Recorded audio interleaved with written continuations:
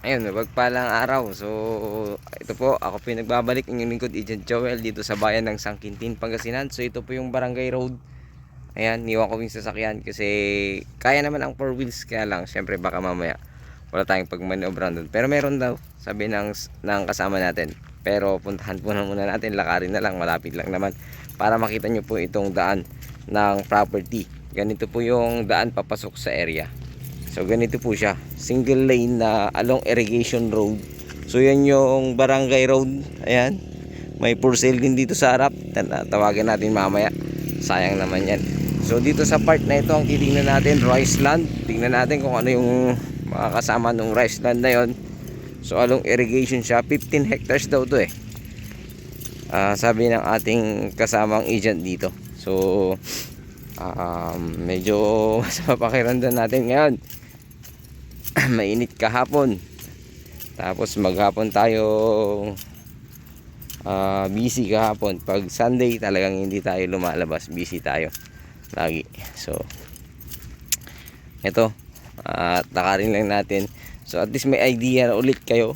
So lagi nating gaganito ngayon yung vlog natin. At least kung makita man ng ating mga potential buyer or client ay hindi na sila kumbaga ay makipot pa lang daan, hindi na nila sinasabi kasi nakita na nila sa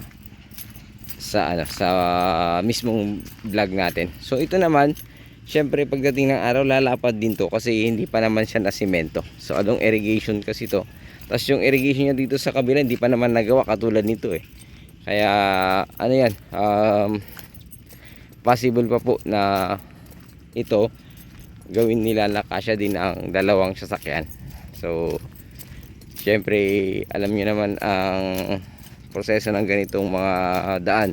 So kailangan ng mga resolution from barangay, tapos marami pang dadaanan.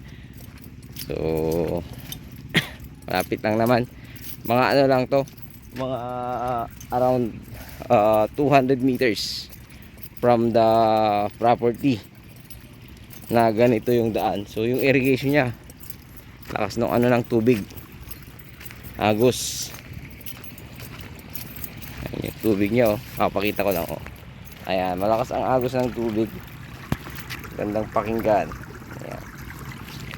So tuloy tayo at huwag po kayong magsawang subaybayan lang itong ating video. So please like and share na rin po sa aking munting channel at sa aking video.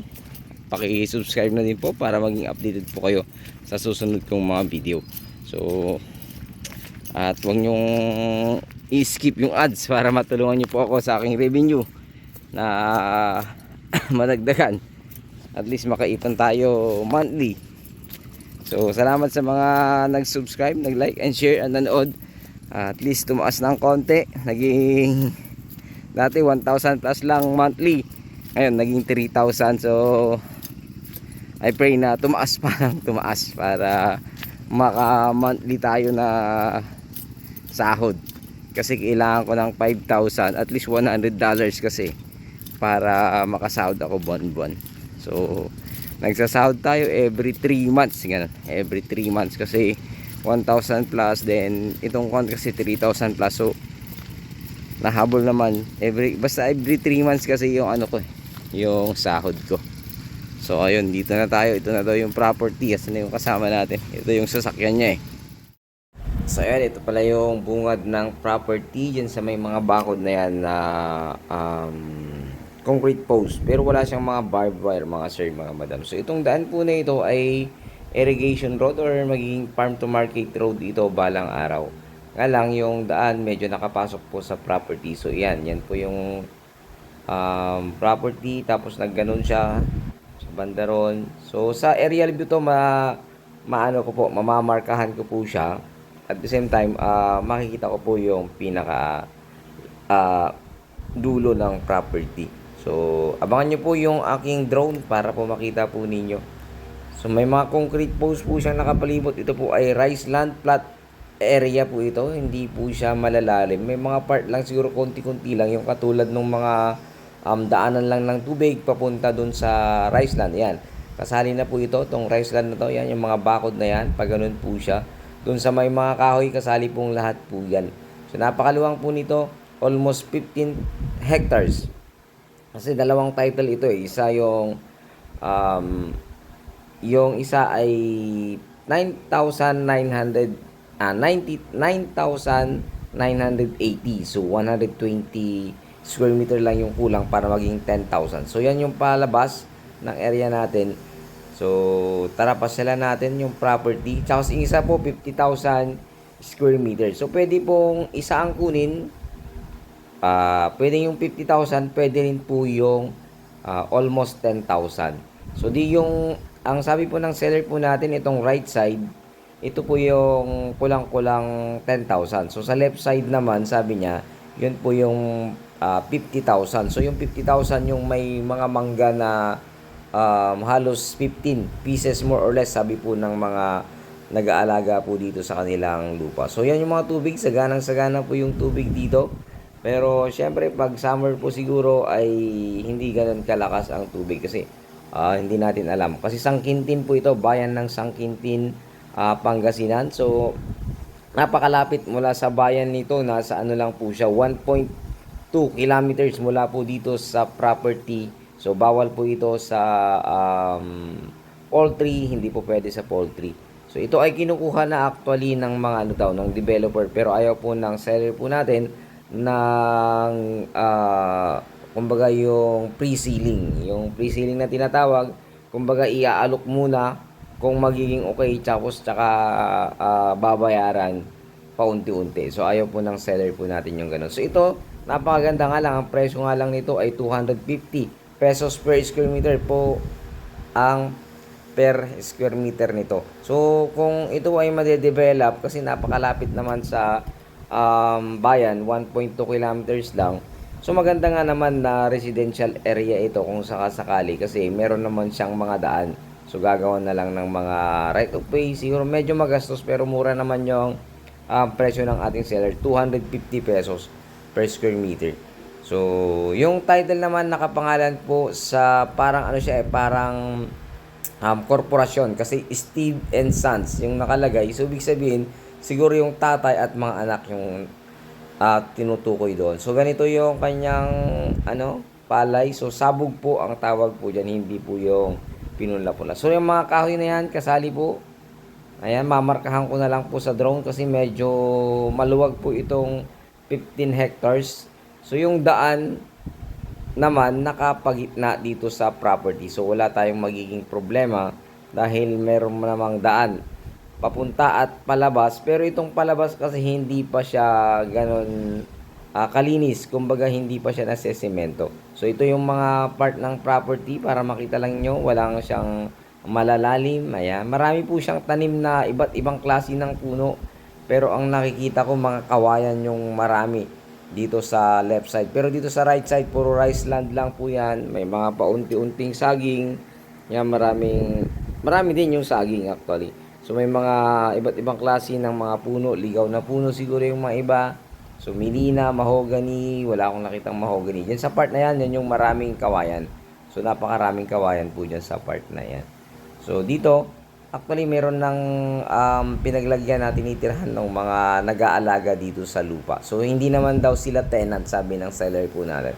Kundi sila lang ay nag-aalaga at nagtatanim dyan. At the same time, meron po silang tinitirhan dyan, pero hindi naman po, may kasulatan naman na pag may bibili na, kusa silang aalis, kaya wala naman pong magiging problema. So ito yung part na tinitirhan ng ating mga caretaker na parang tenant na rin, pero wala po kasi silang napirmahan na tenant sila. So siguro ito ay porsyentuhan siguro sila sa mga ano nila. So yan yung palabas daw po ng daan yan.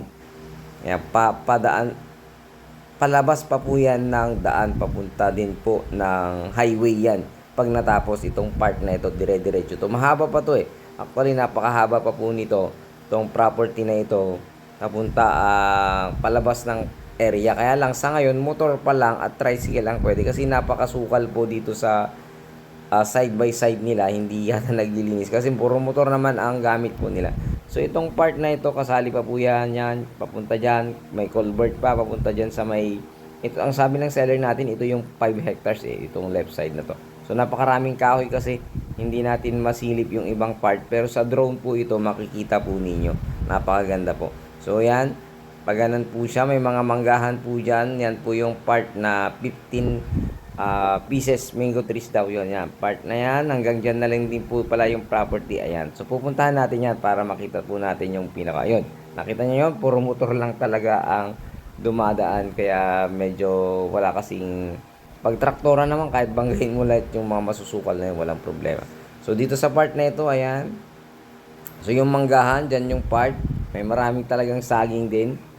So, ayun, ulitin ko, bayan po ito ng Sangkintin, Pangasinan. Dalawang titulo po ito. At mayroong magkabilaan, pwedeng isa lang na titulo yung kunin at pwede ring dalawa. So, maganda po ito mga sir, mga madam, sa nag-i-invest dito sa bayan ng Sangkintin, Pangasinan. Kasi mura dun po yung 250 per square meter. So, pag sila nagsusubdivide sila dito, around 600 pataas 600 pesos per square meter pataas. Flat area po ito, hindi siya binabaha. Napakaganda po. Tsaka wala kang tatabunan. Kumbaga, i-elevate lang yung mga magpapagawa ng bahay na. Kasi nga, siyempre, hindi mo naman pwedeng parang i-level sa kalsada. Kasi mamaya, pag tumaas yung kalsada, pagdating ng panahon. Ito yung sinasabi kong napakasukal na part ng daraanan. Kaya puro motor lang. So, medyo tamad-tamad po yung mga ating mga dumadaan dito. So, grass cutter lang to, pwede na yan. Yan naman yung boundary. Yan, yung pinakadulo na ng ating property dito sa likod. So, pag grass cutter lang to, pwede na yan. Hanggang dun pa yan, napakaluwang po nitong 10,000 naman, napakaluwang. So, ayun. Kung magustuhan nyo ito, pakitawagan nyo ako agad sa aking numero na nakalagay sa aking screen. Tapos sa aking Facebook account, nakalagay din po sa aking screen. And mag-set po tayo ng araw para makausap po natin yung mismong seller po natin. Ihaharap po namin kayo. At the same time, yung title naman, ipapakita po, hawak po ng ating seller naman. So, meron din siyang naka-SPA dito. Kung wala siya, meron din po tayong makakausap na naka-SPA pag wala po sila. So, wala pong may problema. Kapatid din po mismo yun ng ating seller. So, napakamura po, 250 pesos per square meter. Sagot po nila yung capital gain tax sa 250. Pero, ang sabi po ng seller natin, sasabihin ko na po yung pinaka last price nila, 220, sagot nyo na po yung capital gain tax. So, parang the same din. Para siguro makakatipid lang kayo konting-konti lang naman. So, ayan, hanggang dito pa pala yan. Napakahaba pa po pala ng lupa na ito. Ayan, hanggang dyan pa pala. So, ulitin ko po pwedeng isa lang titulo ang kunin. Pwedeng 5 hectares or 10, yung almost 10 hectares at 250 pesos per square meter pag sagot nila yung capital gain tax. 220 pesos if sagot nyo po yung capital gain tax at ang sagot na lang nila ay yung agent fee. So, para po, alam nyo na po, may idea na po kayo. Kasi yun na po yung sinabi niya, take it or leave it na yung 220. So, para may idea na po kayo. Hindi, kumbaga, pagdating nyo, alam nyo na yung price, alam nyo na po yung ano. Kasi kinausap ko po muna yung mismong seller nito bago ko po binoise over nito. Parang pinuntahan ko muna, then binoise over ko. Tapos kinausap ko muna bago ko po binoise over po itong property na ito. So, napakaluwang pa po hanggang dyan pa. So, itong part na to, pwede po pong pagtayuan ng bahay kasi matigas na po itong part na to at hindi siya natatamnan ng mga palay. Pero dito, yan, rice land ulit. So, mamarkahan po natin yan para makita po nyo, abangan nyo po yung aerial view dito mga sir, mga madam. Sa mga gusto na ganitong malalaking area, rice land, flat area siya. At the same time, malapit po sa bayan, 1.2 kilometers, napakalapit po. Pwede po itong investment para po sa inyo. Hanggang dito may tubig po. So, siguro pag ganitong tag-ulan, meron talaga. Pero pag summer, ewan ko lang, hindi natin sigurado. Hindi ko po sasabihin tuloy-tuloy ang tubig kasi hindi po ako taga rito. sa bayang ito. So, tsaka hindi rin masagot ng ating seller kung tuloy-tuloy kasi hindi naman siya nag-stay dito sa kanyang property. So, ayun muli, maraming salamat. Ito pong yung lingkod, Agent Joel. God bless you all.